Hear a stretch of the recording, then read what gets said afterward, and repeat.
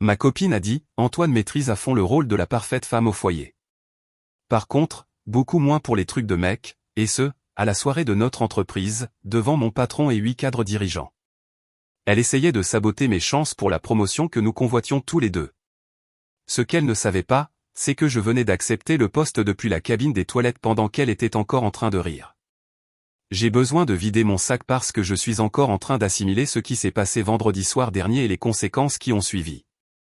Toute cette situation me fait tout remettre en question, ma relation, ma carrière, mais peut-être pas de la manière à laquelle vous vous attendriez. Je m'appelle Antoine Fournier, j'ai 34 ans, et je travaille comme analyste marketing senior dans une PME de la tech ici, à Paris. Depuis 2 ans, je suis en couple avec ma collègue, Chloé Lambert, qui a 31 ans et qui est spécialiste marketing dans le même département. Nous avons toujours gardé une attitude professionnelle au travail, mais tout le monde sait que nous sommes ensemble. C'est là que les choses se compliquent. Chloé et moi sommes tous les deux en compétition pour le même poste de chef de projet qui s'est libéré il y a 3 mois. C'est une promotion significative qui implique de diriger la nouvelle équipe d'acquisition de clients. Augmentation substantielle, bureau d'angle, la totale. Notre patron, Didier Martin, nous a évalués tous les deux, et honnêtement, cela a créé une tension entre Chloé et moi qui n'a cessé de monter depuis des semaines. J'ai toujours été le genre discret et encourageant dans notre relation. Je ne suis pas le type qui a besoin d'être le centre de l'attention ou de prouver ma masculinité à tout le monde. Je préfère laisser mon travail parler pour moi. Et je pense que ça m'a bien servi professionnellement. Mais dernièrement, Chloé n'arrêtait pas de faire des commentaires sur mon manque d'assurance, aussi bien au travail que dans notre vie privée. Des petites piques sur le fait que je ne prends pas assez les choses en main ou que je suis trop gentil pour vraiment réussir dans le monde des affaires. Vendredi soir, c'était la soirée annuelle de notre entreprise. Environ 45 personnes au total, y compris tous les directeurs et les responsables régionaux. C'est le genre d'événement où les carrières peuvent se faire ou se défaire sur la base des impressions que l'on donne, et tout le monde le sait. J'étais assez confiant quant à mes chances pour la promotion. Je venais de terminer une présentation plus tôt dans la semaine qui avait semblé beaucoup impressionner Didier. Chloé et moi sommes arrivés ensemble et tout paraissait normal au début. On se mêlait aux autres, on discutait avec des collègues, on buvait un verre. Mais au fur et à mesure que la soirée avançait, j'ai remarqué que Chloé devenait de plus en plus animée, surtout quand nous étions dans des groupes avec la direction. Elle n'arrêtait pas de faire des blagues à mes dépens, des petites remarques sur le fait que je ne suis pas exactement le mâle alpha, mais que je suis adorable à ma manière. Puis est arrivé le moment qui a tout changé.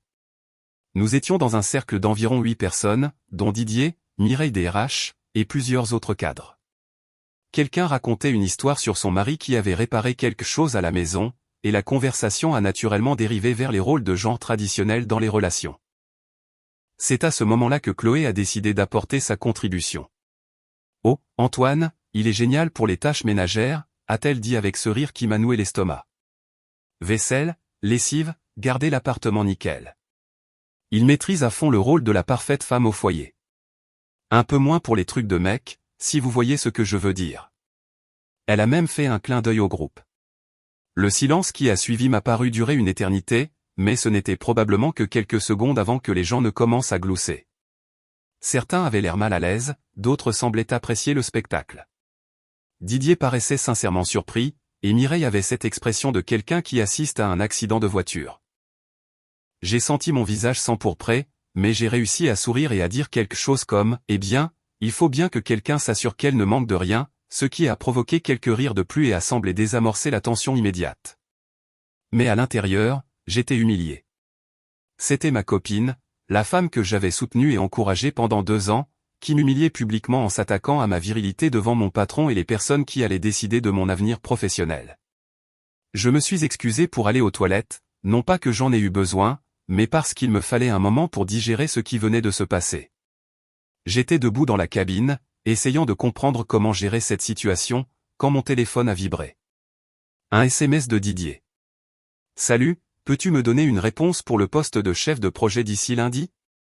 J'ai besoin de faire l'annonce bientôt. » Cela faisait des semaines que je tournais cette décision dans ma tête. La promotion signifierait des journées plus longues, plus de responsabilités, et certainement plus de stress. Une partie de moi hésitait parce que je savais que Chloé la voulait désespérément, et je ne voulais pas créer de problème dans notre couple. Mais assis là, dans cette cabine de toilette, écoutant les sons étouffés de la fête à l'extérieur, quelque chose a fait tilt. J'ai répondu. J'accepte. Je suis impatient de relever le défi. J'ai appuyé sur envoyer avant de pouvoir douter de moi-même, puis je suis resté assis une minute de plus, juste à respirer. Quand je suis ressorti, tout le monde riait encore de quelque chose d'autre. Et Chloé avait l'air satisfaite d'elle-même, comme si elle avait remporté une sorte de victoire. Personne ne se doutait que je venais de changer la trajectoire de toute ma carrière depuis une cabine de toilette. J'ai fini mon verre, j'ai fait la conversation pendant encore 1 heure, puis nous sommes rentrés à la maison. Chloé était de très bonne humeur, racontant à quel point la soirée était drôle et comme tout le monde avait adoré son sens de l'humour. Je n'ai rien dit à propos de l'échange de SMS avec Didier. J'ai juste souri, hoché la tête, et j'ai commencé à planifier ce que lundi allait apporter.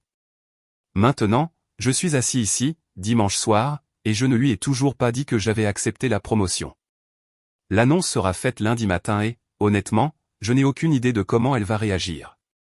Une partie de moi se sent coupable de ne pas l'avoir prévenue. Mais une autre partie de moi pense qu'elle a fait son choix quand elle a décidé de me saper publiquement. Je ne cesse de repenser à ce qu'elle a dit et à ce que j'ai ressenti en voyant la personne qui est censée me soutenir le plus essayer de me diminuer devant les gens qui contrôlent ma carrière. Est-ce que c'est ça, notre relation est devenue? Elle qui se valorise en me rabaissant. Je ne sais pas si je gère bien la situation, mais pour la première fois depuis des mois, j'ai l'impression de prendre le contrôle de ma propre vie au lieu de simplement laisser les choses m'arriver. Mise à jour. Bon sang, ça a attiré beaucoup plus d'attention que ce à quoi je m'attendais. Pour répondre à quelques questions, oui, nous vivons ensemble et non, elle n'est toujours pas au courant pour la promotion. Je posterai une mise à jour après l'annonce demain. Eddie. Beaucoup de gens demandent si ce n'était qu'une blague qui est allée trop loin. Écoutez, je connais Chloé et ce n'était pas un commentaire innocent. Elle sape ma confiance en moi depuis des mois. Vendredi soir n'en était que l'exemple le plus public. Mise à jour 1. Vous vous souvenez de moi? Le gars dont la copine l'a humilié publiquement à la soirée de l'entreprise. Eh bien, lundi matin a apporté des développements très intéressants que vous voudrez sûrement connaître. Je suis arrivé au travail tôt, vers 7h30, et j'ai trouvé un email de Mireille des RH me demandant de venir dans son bureau à 8h15, avant la réunion de service quotidienne. J'avais l'estomac noué, non pas parce que j'étais nerveux pour la promotion, mais parce que je savais que les prochaines heures allaient tout changer.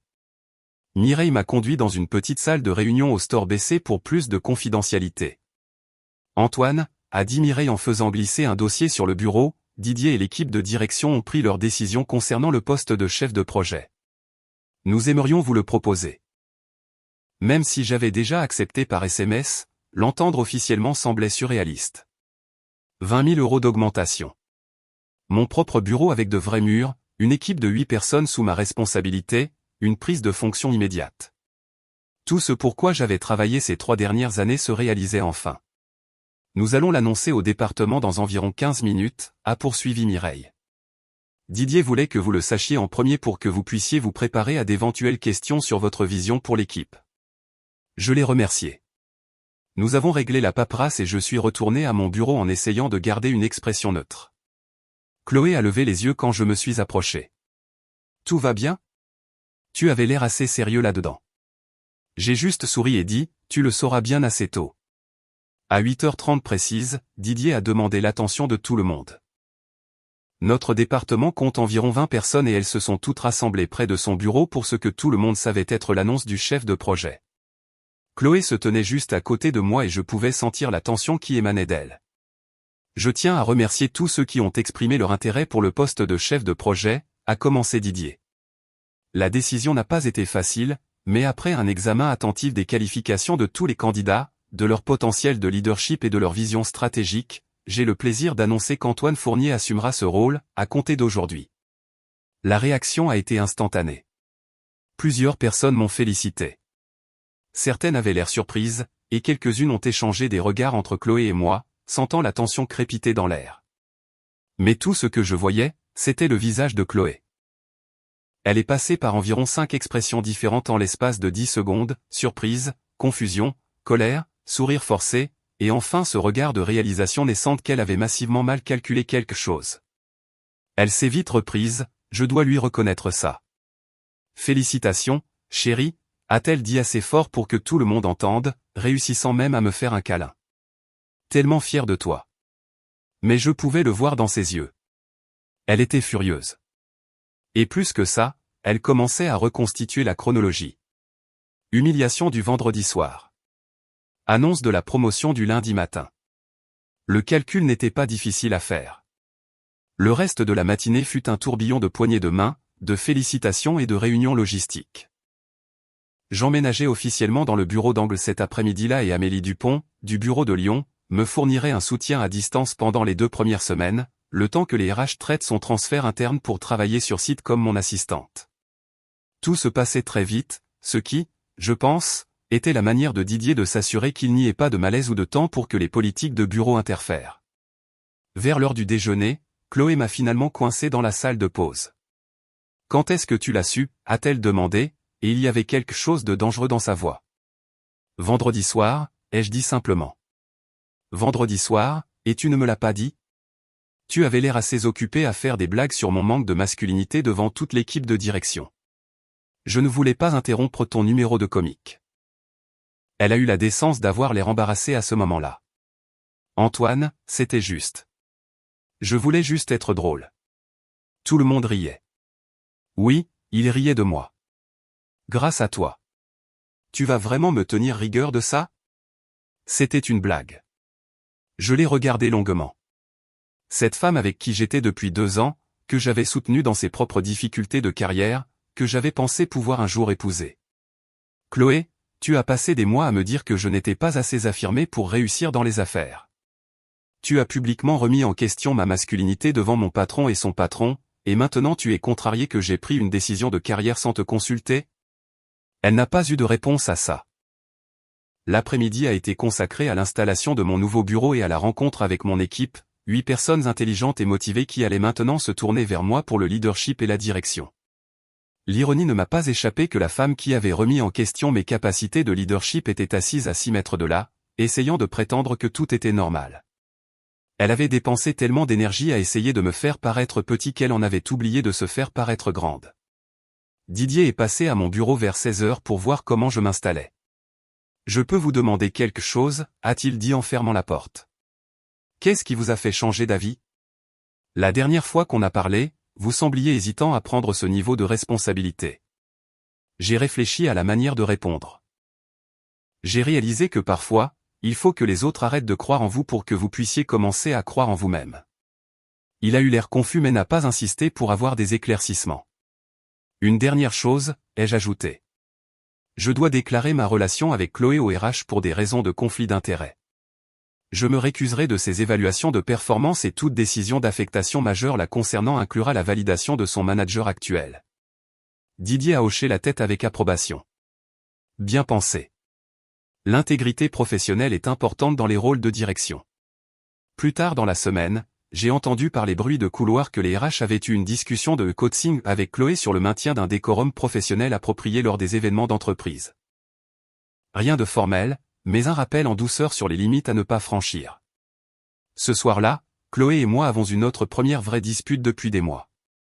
Elle m'a accusé d'être rancunier, d'utiliser ma promotion pour la punir pour une blague inoffensive. Je lui ai dit que sa blague inoffensive m'avait montré exactement ce qu'elle pensait de moi et de mon potentiel. « Et maintenant, on fait quoi ?» a-t-elle demandé. « Tu es le patron de mon patron maintenant. Ça va être bizarre. Je ne suis pas ton manager direct, mais l'équipe d'acquisition est maintenant sous ma responsabilité. Si tu veux des dossiers importants comme le client Morrison, tu devras prendre rendez-vous via mon assistante pour que je puisse en discuter avec ton manager actuel. Nous vivons toujours ensemble, mais il y a un changement notable dans la dynamique. » Elle fait très attention à ce qu'elle dit, et je savoure la confiance tranquille qui vient avec le fait d'être enfin dans une position où mon travail parle plus fort que les opinions de quiconque sur ma masculinité. Le meilleur dans tout ça, c'est que mon équipe montre déjà des résultats. Nous avons décroché 2 nouveaux clients la semaine dernière, et Didier parle d'agrandir le département. Il s'avère que je suis plutôt doué pour ce truc de leadership, finalement. Eddie, certains d'entre vous demandent si je suis mesquin. Peut-être. Mais après 2 ans à m'entendre dire que je ne suis pas assez agressif pour réussir, ça fait un bien fou de prouver le contraire en étant assis dans le bureau qu'elle convoitait. Et dit 2, pour ceux qui suggèrent que j'aurais dû lui parler de la promotion avant. Pourquoi? Pour qu'elle passe le week-end à essayer de m'en dissuader ou à trouver un moyen de saper ma décision. Elle a clairement montré sa position sur mes perspectives de carrière à cette soirée. Mise à jour 2. Petite mise à jour pour ceux qui suivent cette saga professionnelle. Les choses sont devenues intéressantes. Cela fait 4 semaines que j'ai commencé en tant que chef de projet et je dois dire que j'adore chaque minute. Mon équipe a dépassé les attentes sur tous les indicateurs. Nous avons ramené 3 nouveaux clients majeurs et Didier n'a été que soutien. Amélie a terminé son transfert de Lyon il y a 2 semaines et elle est fantastique, organisée, proactive, et elle a cette merveilleuse façon de faire en sorte que tout le monde se sente important tout en protégeant mon temps. Le bureau lui-même est tout ce que j'avais espéré. Des parois vitrées pour que je puisse voir le département, tout en ayant de l'intimité pour les réunions confidentielles. Ma propre table de conférence pour les réunions d'équipe. Une vue sur les toits de Paris qui fait que chaque longue journée en vaut la peine. Et oui, il est positionné de telle manière que Chloé peut me voir chaque fois qu'elle lève les yeux de son poste de travail. En parlant de Chloé, notre relation est tendue. Nous vivons toujours ensemble, mais c'est plus comme des colocataires qui partagent un lit de temps en temps. Elle sort plus souvent avec ses amis, travaille tard, évitant généralement de passer du temps à la maison. Je ne peux pas lui en vouloir. Ça doit être difficile de voir son petit ami réussir dans le rôle que vous vouliez pendant que vous faites toujours le même travail que vous avez depuis 3 ans.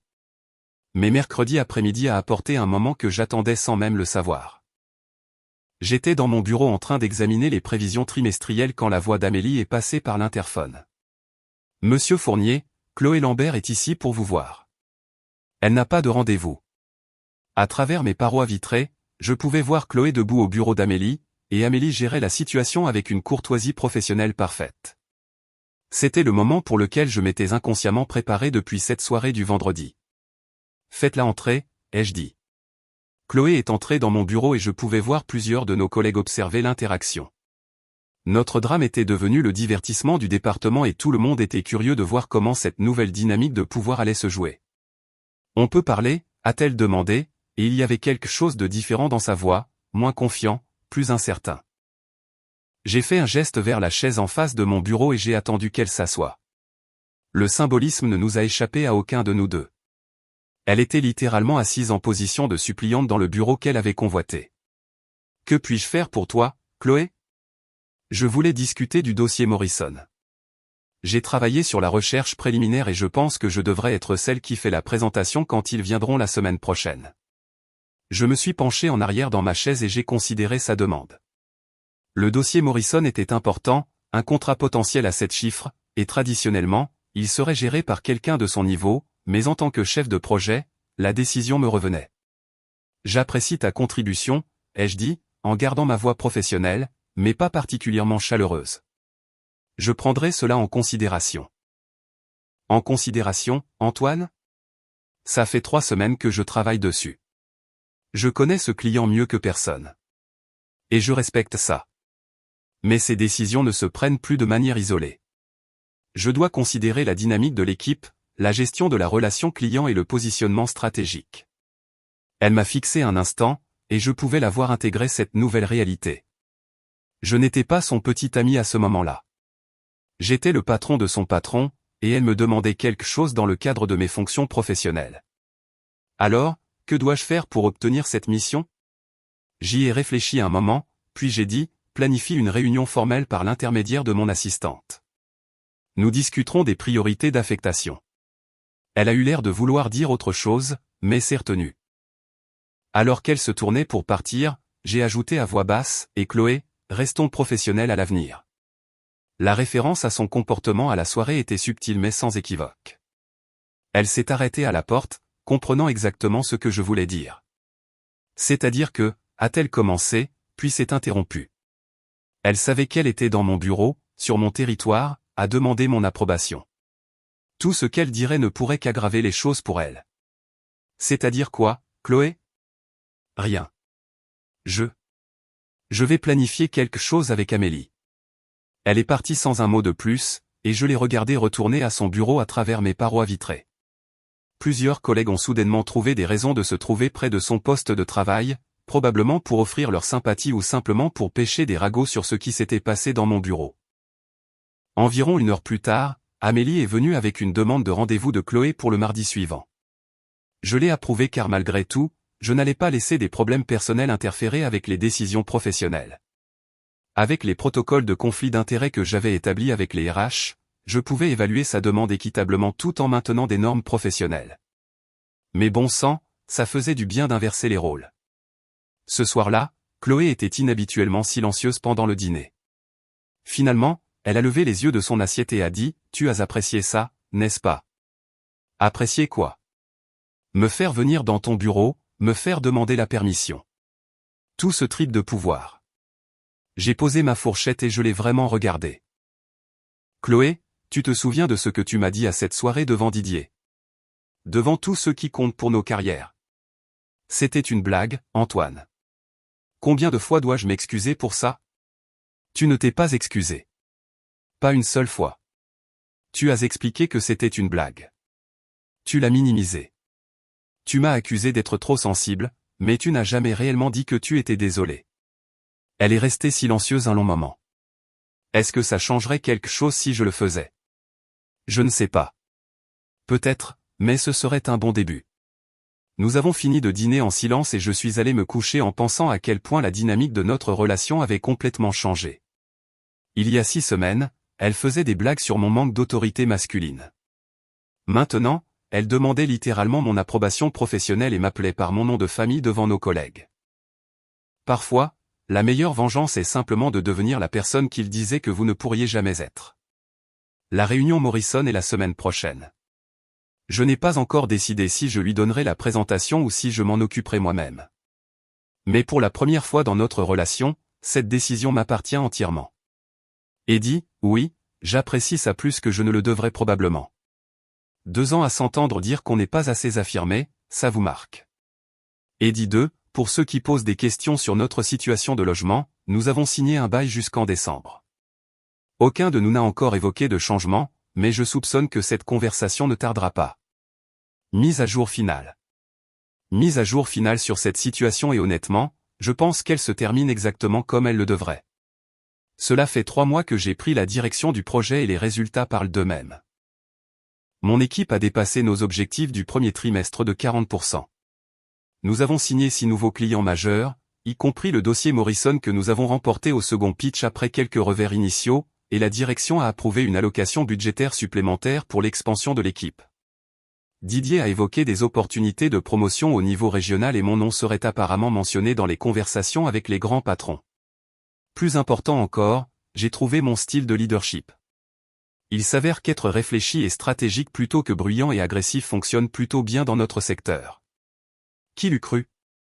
Mon équipe me respecte, les clients me font confiance, et je suis enfin dans une position où mon travail parle plus fort que les opinions de quiconque sur ma personnalité. Quant à Chloé, eh bien, cette situation s'est résolue d'une manière que je n'avais pas vu venir. Il y a 2 semaines, elle est venue dans mon bureau pour ce que je pensais être une autre discussion d'affectation de projet. Au lieu de cela, elle a demandé à fermer la porte et à s'asseoir pour une conversation personnelle.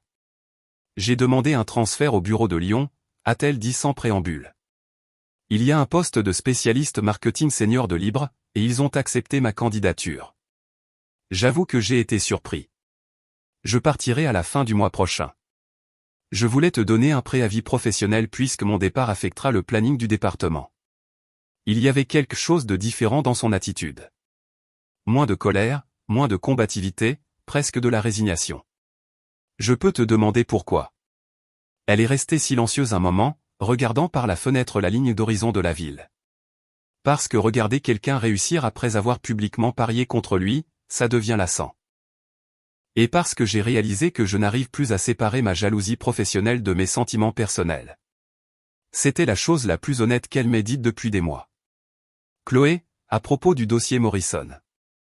Tu m'as laissé faire la présentation, m'a-t-elle interrompu.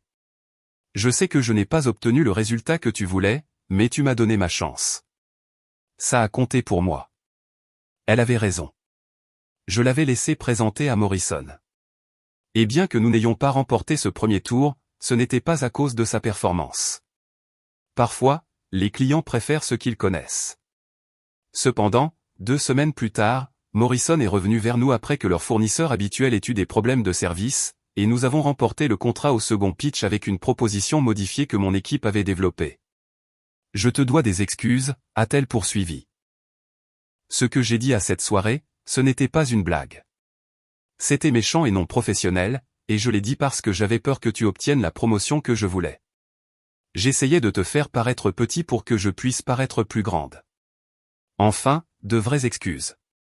J'accepte tes excuses, ai-je dit. Et pour ce que ça vaut, je pense que Lyon te fera du bien. Un nouveau départ, de nouveaux défis. Oui, je le pense aussi. Elle s'est levée pour partir, puis s'est retournée. Tu sais ce qui est le plus frustrant?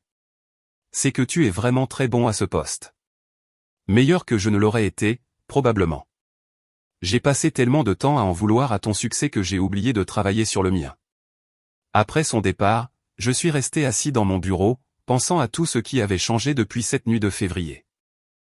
La femme qui avait remis en question mes capacités de leadership devant mon patron reconnaissait maintenant que j'étais mieux adapté pour le rôle qu'elle avait convoité.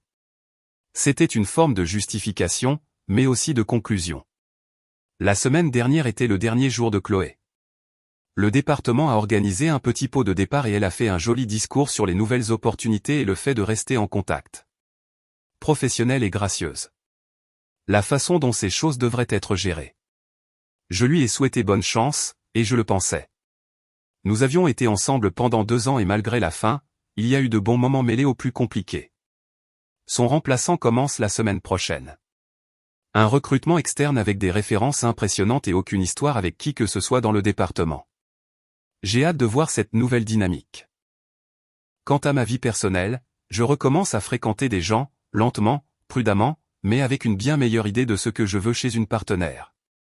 Quelqu'un qui me construit au lieu de me détruire. Quelqu'un qui voit ma confiance tranquille comme une force plutôt qu'une faiblesse. Quelqu'un qui comprend qu'il y a de nombreuses façons d'être un homme et de réussir. La femme que je vois depuis un mois est analyste financière dans une firme du centre-ville. Elle est ambitieuse, déterminée, et quand je lui ai parlé de ma promotion, sa première réaction a été une excitation sincère pour mon succès. Pas de blague sur la masculinité, pas de dénigrement subtil, juste du soutien et de la fierté. C'est incroyable à quel point une relation est plus agréable quand on est avec quelqu'un qui veut vraiment vous voir réussir. Chloé a été transférée à Lyon la semaine dernière. Apparemment, regarder quelqu'un réussir après avoir publiquement parié contre lui devient vite lassant. Qui l'eût cru? Elle disait que je n'étais pas doué pour les « trucs de mec ». Il s'avère que diriger le département qu'elle voulait pendant qu'elle déménage à l'autre bout du pays pour échapper au rappel quotidien de son erreur de calcul, ça compte comme étant plutôt viril. Merci pour la motivation, Chloé. Le meilleur dans tout ça, c'est que je ne suis plus la même personne qui laissait quelqu'un le diminuer publiquement à une soirée d'entreprise. Je suis quelqu'un qui a transformé cette humiliation en carburant professionnel et qui en est sorti plus fort. Parfois, la meilleure vengeance est de laisser votre succès parler plus fort que leurs insultes ne l'ont jamais fait.